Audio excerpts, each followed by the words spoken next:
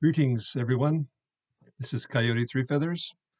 I recently finished a dark retreat. Is my intent to go a full 7 days, but as you hear in the story, I didn't go the full seven. I spent about as much time this retreat as I did during my second, which was 111 hours. So give or take an hour, I was about the same length of time. Though I didn't go full 7 days, it was a very fulfilling and successful dark retreat. I went in the evening this time rather than in the morning. So I started off with a full day behind me and felt ready to get in and go to sleep right away if I perchance I did. The entire dark retreat is what I call a dream time. Dreams can come and go at any moment during the retreat. It was quite fascinating. It started off, the first dream I had was kind of, I don't know if it's a proper word, but a standard dream, the kind of what I would normally have, just imagery with feelings caught up into it, which my understanding of dream interpretation is based on the feeling of the dream rather than the images. The images are there to show you something which brings on a feeling, which in turn draws you to what the dream is all about. So going in, I had two dreams. There's no way of knowing how long the dreams lasted or how much time happened between dreams. There's just no way of knowing. But there was a theme, and it was a theme of trauma. Now, there's different kinds of trauma. There's trauma seen, trauma experienced, and trauma caused. And we all might look in our lives and see where stuff like that may have occurred. And so that was the beginning. And so it was setting up the scenario for the rest of the dream retreat, which was on a theme of trauma and healing from it. I had the dreams. I took notes. I took 20, 30 pages of notes in the dark. I have a notepad here on my desk and some markers. And when I start writing, I put my thumb at the edge of the paper and write across and move it down a space or so that I don't write over what I did. And I'm very meticulous in my penmanship or printing, which is easier to cross T's and dot I's, where if you cursive, you don't know where to cross your T or dot your I. And when you try to read it, you might not fully understand what you are trying to write. So note taking is recommended because there's no way to remember everything without a few notes during the time, because you have a dream one day and you wake up a week later, or a week later you get up in the morning and I know I had a dream a week ago, but I can't remember it. But during this time, that's why it's important to take notes. And after these two dreams occurred, later on, the what I call a fractal dream, which is a consistent kind of image. It's changing and flowing, but it's still the same imagery, but it just keeps flowing and flowing. It feels like I'm either above a river that's of images flowing by, or I'm flowing down a river watching imagery on the shore go by. It's the sense I get from it. These images were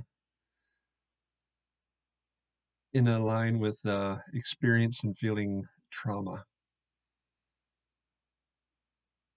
Then a second fractal dream, I can think of it like a CAT scan when you're scanning through a solid object. You see one plane of the three-dimensional object at a time. And so the entire dream was one plane moving through various objects, seeing that plane of imagery within the full object.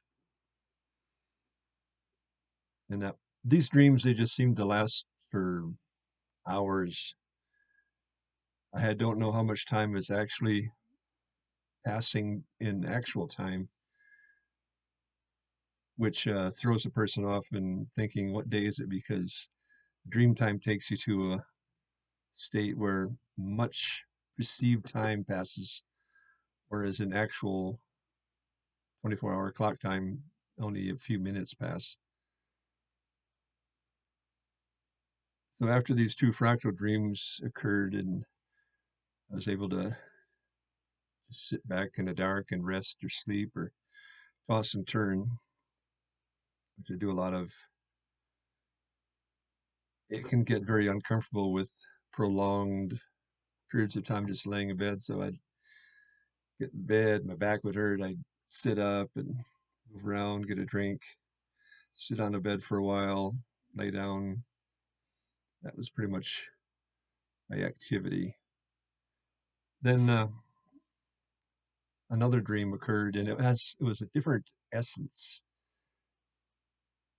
It was about love, compassion, and healing, which brought me to the point of yes, trauma occurs, we cause trauma, but we can bring about healing. We can go and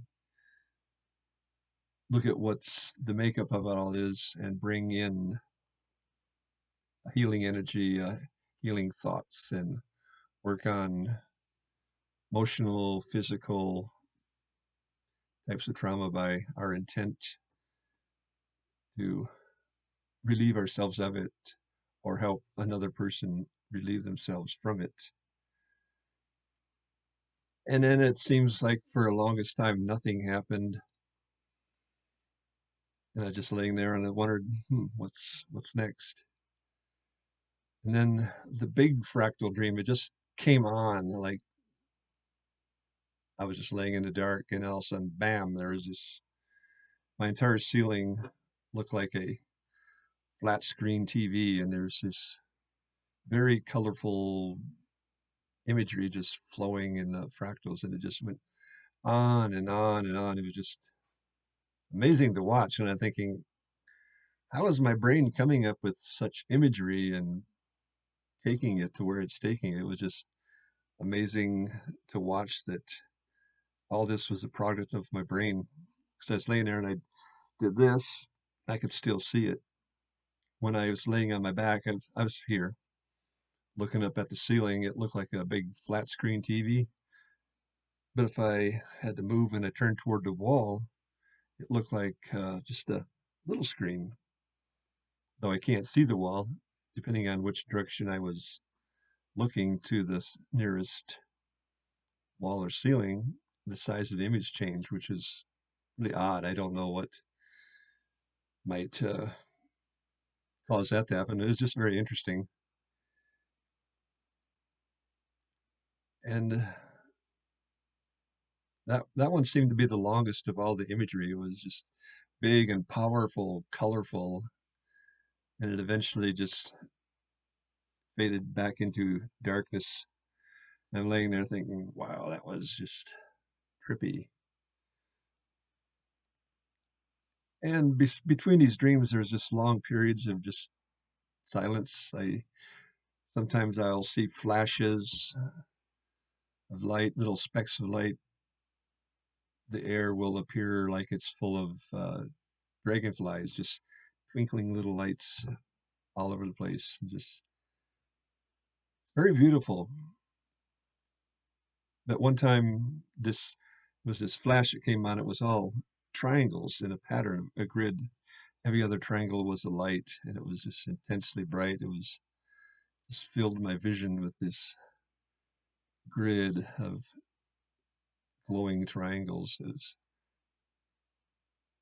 I thought that one was going to last longer, but it was rather quick.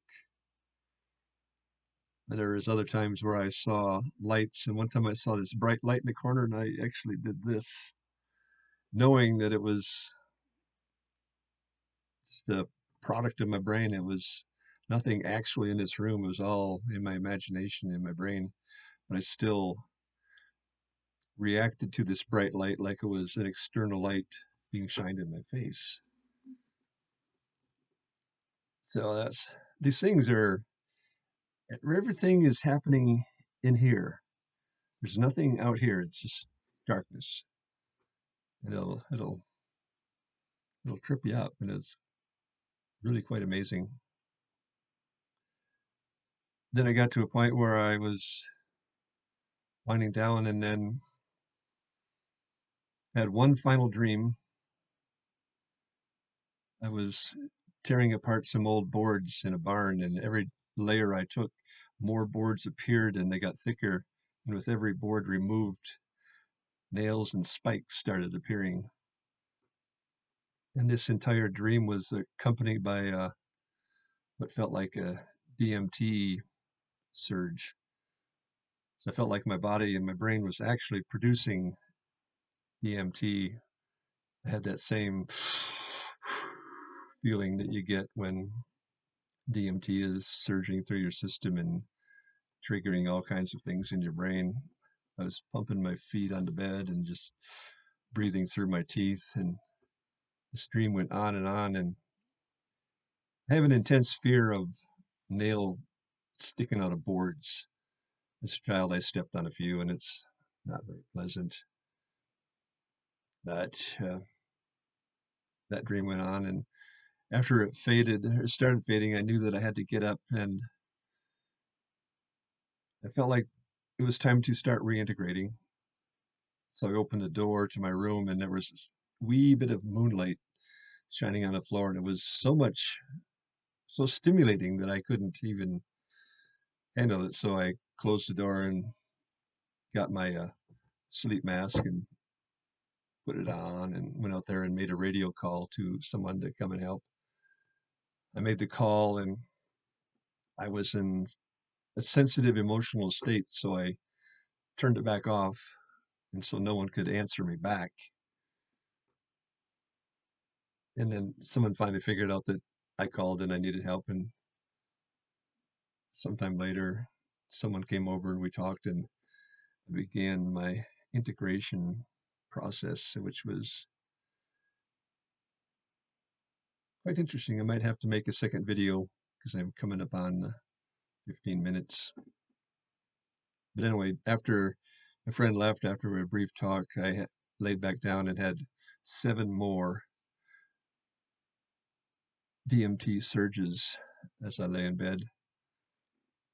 So in a sense, I did do a dark 7. I had 7 visual events and then 7 DMT surges as a result, as I integrated. But reintegration is a whole other story, so I shall make a part 2 of reintegrating and what that feels like.